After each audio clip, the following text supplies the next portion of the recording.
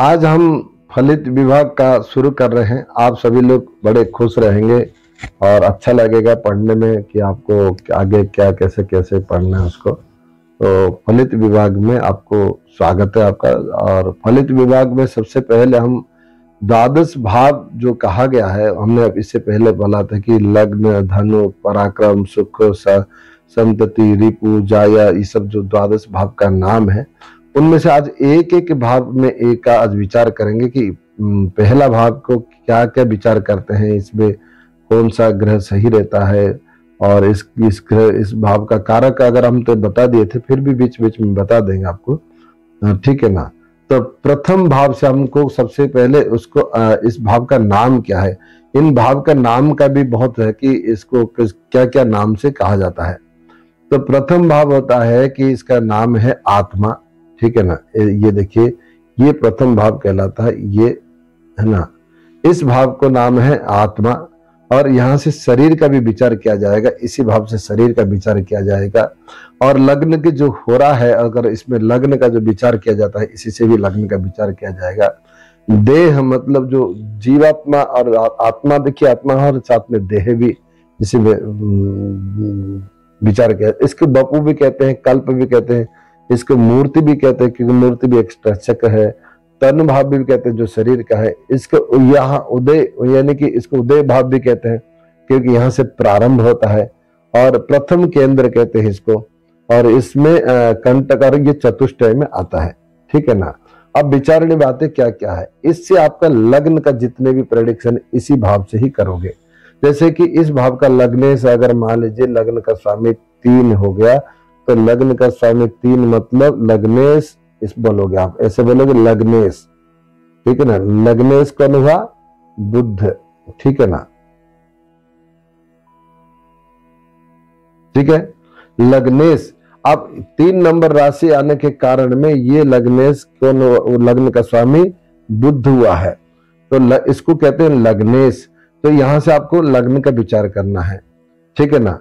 और होरा कल्प यानी कि जो प्रभात उदय का जो प्रभात सूर्य उदय जो आरंभ, यानी कि कोई भी काम बिगनिंग शुरुआत करना है, किसी व्यक्ति को नया काम शुरुआत करना है, कोई नया काम करना चाहता है, तो वो किस भाव से देखोगे, फिर इसी प्लैनेट को लेके चलोगे कि ये प्लैनेट कैसा है, यानी कि लग्न भाव कैसा है।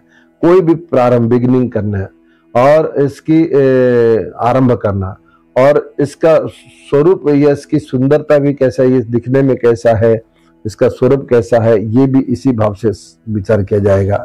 और सिर, इसका व्यक्ति का जो है सिर कैसा रहेगा, ये भी इसी भाव से विचार किया जाएगा। और मौजूदा हालात, वर्तमान जो प्रेजेंट टाइम में कैसा चल रहा है, प्रेडिक्शन करते समय अगर आप प्रश्न शास्त्र में जाओगे तो वर्तमान समय में कैसा चल रहा है, तो भी लग्नेश को ही विचार करोगे, ठीक है ना। और इसके बाद इसका जन्म का समय, जो जन्म समय से ही ये उदय होता है, इसलिए जन्म का कोई भी जन्म समय में कोई चिन्ह हो या कोई निशानी हो, तो वो इससे ही विचार किया जाएगा। जाति भी इसी से विचार किया जाएगा, ठीक है ना। आयु का भी, भाई लग्न शरीर है, शरीर की अवधि कितना रहेगा, आयु का भी इसमें विचार कर सकते हैं। सुख का, क्योंकि व्यक्ति ही सुख भोगता है, तो सुख भी इसमें भी थोड़ा बहुत सुख, हालांकि चतुर्थ भाव में सुख कहा गया है, लेकिन लग्नेश के साथ ही सुख का विचार किया जाएगा। दुख भी लग्नेश के साथ, क्योंकि व्यक्ति शरीर भोगता है सुख और दुख, आत्मा नहीं भोगता है, ठीक है ना, इसीलिए उसका।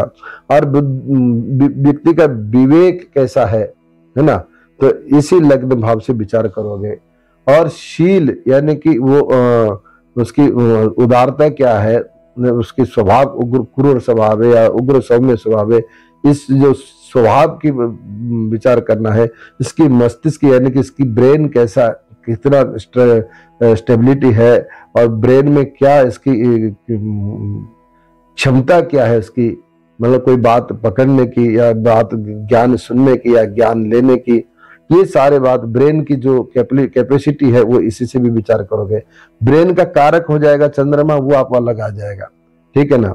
और इसकी आकृति कैसी है, वो दिखने में उसकी आकृति कैसी है, वो इसी भाव से पहला घर से ही विचार करेंगे, ठीक है ना। इन सभी भाव का ये लग्न भाव में इन सभी भाव का विचार करते समय फिर भी अनेक और भी चीजें की विचार करेंगे। मैं एक एपिसोड में बताऊंगा कि एक 12 कुंडली में रिश्तेदारी का कैसे विचार करेंगे, ये एक एपिसोड में बनाऊंगा। अभी इसलिए इसको मैं जोड़ नहीं किया, बस इसमें आपको ये सब विचार करेंगे। इसके बाद भी धीरे धीरे हम आपको जैसे जैसे पढ़ाते जाएंगे वो आगे बढ़ता जाएगा। अगर मैं इतने ही बहुत लंबा लिस्ट पढ़ा दूंगा तो आपको अभी नहीं, अब जितना जरूरी है उसको आप पहले समझे। ये फल दीपिका के आधार पर है, अब इसको समझे। और इसका कारक कौन है? इसका कारक लग्न का जो कारक है, लग्न का कारक हमने पहले बताया था, इसका कारक है सूर्य। तो सूर्य, ठीक है ना। तो इसका जो कारक है वो सूर्य है। और इसमें मिथुन और कन्या और तुला कुंभ राशियां, जो 3 राशि है इसमें, कौन? मिथुन यानी कि 3 नंबर, और मिथुन और 6 नंबर, कन्या और तुला और कुंभ, ठीक है ना, सॉरी